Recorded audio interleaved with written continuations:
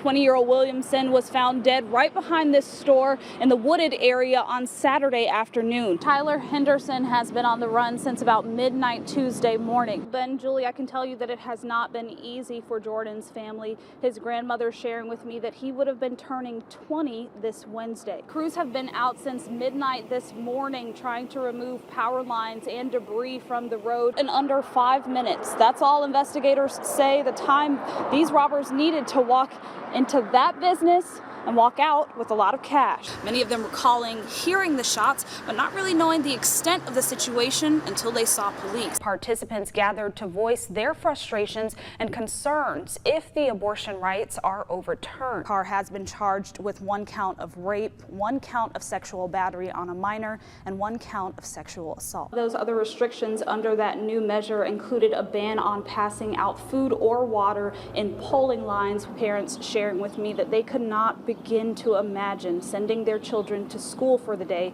only for them to never return. I'm Jaclyn Harold, and alongside me, meteorologist Rob Nucatola. You know, I'm not bitter that I didn't receive my FAMU acceptance letter the same way. Jaclyn Harold has scored another great assignment tonight. She is live in downtown Thomasville. New little take on something healthy and very light, very refreshing, in case you want to kind of whip those summer bodies up into shape. A way to not have this be so messy. So if you got an actual lettuce head and wanted to use a layer of it. The perfect little bite. Oh wow, yeah. Everything in there. And again, you don't have to worry about the mess of. In a couple bites and it's gone. When you spoke to a family member today, what did he share with you? Well, Ben, Julie, I can tell you that while family members say this is not totally out of character for Tyrone, they were still devastated and in disbelief when they found out what took place in this home. When she called me, she was crying and she saying that her dad went crazy and her dad shot up the whole family. That's Edric Williams, recalling the moment his 15-year-old niece called him, saying she'd been shot by her father, Tyrone Cleveland. I got to TMA as quick as possible. Williams says when he arrived, he learned his 19-year-old niece and their mother, his sister, had also been shot. This was unexpected. We had just went out of town probably last month, and everything seemed normal. Then this happened. Both of the teen girls were shot in their legs, according to Williams, but are fine.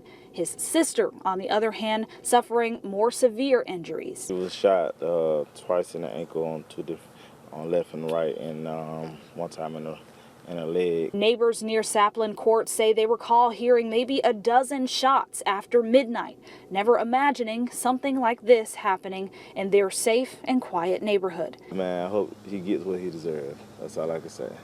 You know.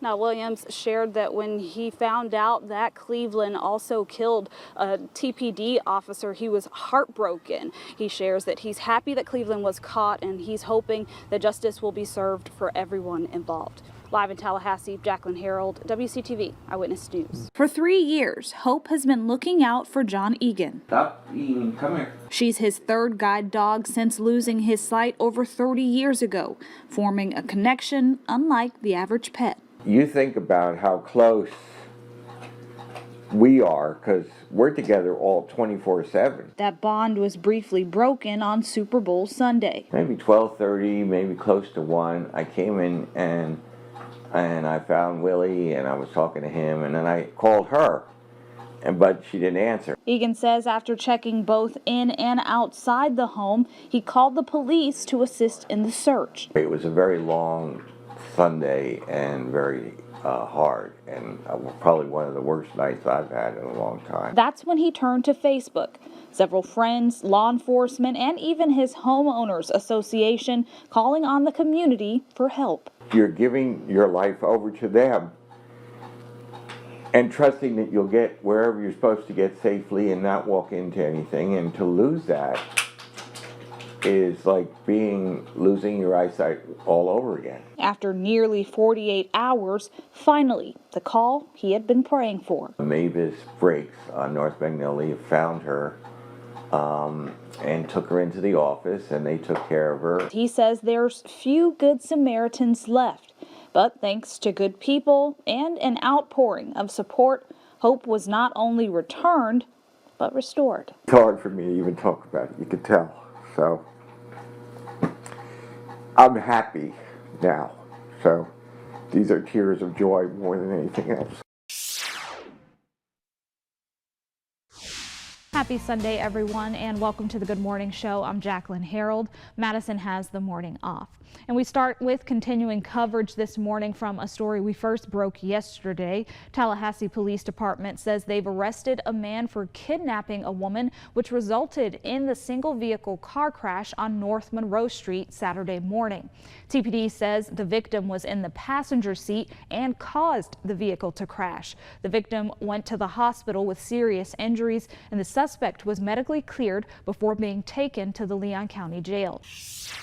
And new this morning, a 29-year-old man is dead after a state trooper hit him overnight with his car on Orange Avenue near Lake Bradford Road. FHP says a trooper was traveling east on Orange Avenue where a pedestrian was lying in the roadway, also on the eastbound lane of Orange Avenue. The trooper collided with the pedestrian while he was laying in the road and instantly killed him. This incident is still under investigation, and we'll be following up for more details, updating you with that information as we learn more. The Calhoun County community is rallying around the families of the victims from Tuesday's plane crash. Steve Mears Jr. and Lieutenant Randy McCrone lost their lives, and 2 others were injured. But now the community is taking their pain and using it to help the victims' families. Ramsey Romero has more on how you can help too. Staying in Georgia, pro-choice advocates in Atlanta rallying yesterday at Centennial Olympic Park. This follows days of protests both for and against abortion rights after a draft opinion regarding the possible overturning of the Roe v. Wade became public. The battle taking place in the nation's highest court, and if the decision is overturned by the court, that decision would be left to individual states. And Catherine McBanawa in court yesterday via Zoom as attorneys argued over what evidence the jury should see in her upcoming retrial, now just 2 weeks away.